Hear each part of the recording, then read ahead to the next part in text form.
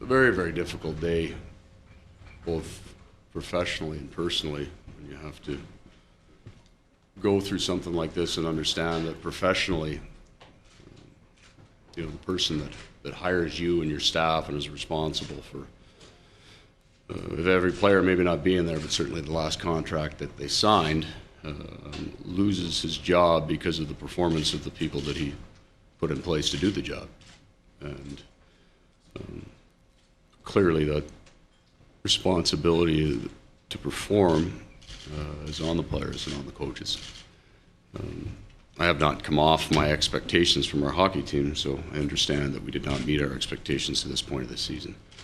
And maybe more so, it's a more difficult day personally,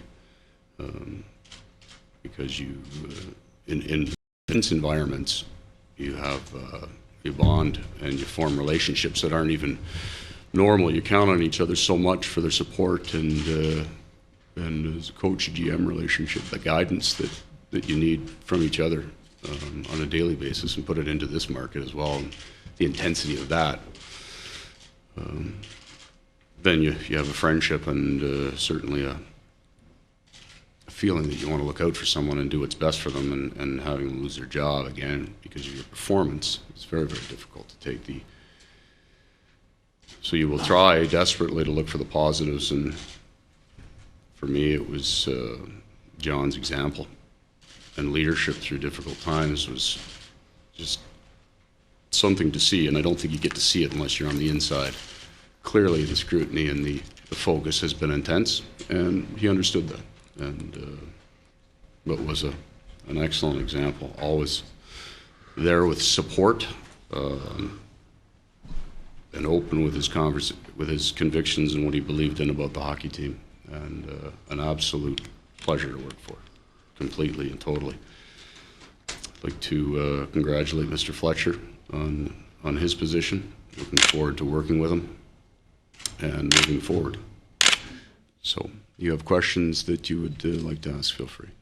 Will your role with Cliff be one of moving forward in terms of change and apprising him of what's gone on here and how his team might get better? Myself and our staff will give Mr. Fletcher our opinions on the individual pieces that are in the locker room, and maybe more importantly, how those pieces fit together. And work very, very hard at winning hockey games with our locker room. Paul, have you had a chance to speak with John? Yes. And I understand your interest, but those are private conversations.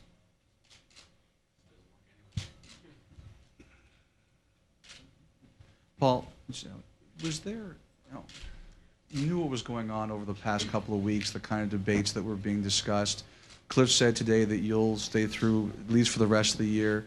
Did you worry that this announcement might have been about you as much as it was about John? I don't think worry is the right word. You worry about your wins and losses. We haven't had enough of the former, and I think you have to work in the job to understand. And it's not that you don't have the capacity to understand. You have to actually do it to understand that you lose that concern very, very early on. Nobody wants to lose their job, but the idea of keeping your job and losing forever is far more frightening. You want to win. That's how you got here. This is the best league in the world, and it attracts very, very competitive people. And winning is a necessary. It's what drives you. We haven't won enough for anybody to be in a good mood, but your job security is not something that comes with the job. It only comes with winning.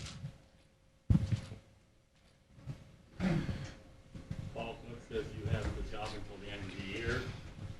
Any indication that what would precipitate you having that going beyond the end of the year? Whoever is, if there is, whoever is the new general manager will act no differently than John would have had he been here toward the end of the year. The GM will assess the performance of the team, the performance of the coaches, and make those decisions. Paul, over here. John brought you back to the NHL. Just being honest, is there time in this job to feel sorry for a former boss, if you will, or is it always sort of looking forward? I don't feel sorry for John. I don't think that. I think he's a far stronger man than needs my sympathy. I'm disappointed with our performance for him. But listen, this guy's a very, very bright man, hard-working guy, and he's going to do just fine. May not feel it today, but that's because he's exceptionally competitive. And you all know it by now, just from the comments that you've heard over the last 2 weeks from people that are inside the game around the league. This guy, he's special. It's a tough market. And there have been other GMs that had the exact same set of keys that he got at the start that, how do you people phrase it, that rebuilding plan accidentally happened after they had lost 20 of their first 30 games and then the plan came together. So I believe he's got a winning record and he's going to do just fine. Paul, is there any danger here that players start looking over their shoulders as to what might happen to them? I don't think there's a danger to that. Do you think they will? I think it's inevitable. But there's a simple solution to all these things, and there has been one from the start of the year. We just can win some games. Paul, specifically with the trade deadline coming up next month, do you have any specific needs, or what are you wishing for as far as this trade deadline coming up? What would you like to see? Health. I'd like to be healthy. I feel fine, but I'd like our team to be healthy. I'd like, enjoy the role of coach.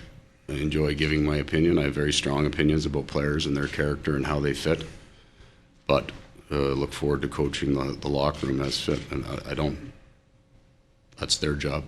That's management's job to choose the players to fit the team. And my job is to get the most out of them. Paul, would you have any interest in being the next general manager of the Leafs? After we win about 3 Stanley Cups, I think that might be a nice transition. But I'd like to do it. I was going to say where Is that something in your future that you're interested in, moving into upper management and away from coaching? Or?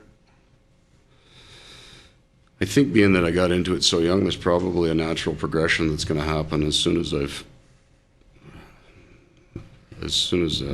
seen enough stomach specialists and you go through coaching. I think there is a shelf life to it. But I'd like to win here as a coach, first and foremost. Paul, is there any sense of relief that this is finally? No, none, absolutely not. Just disappointment.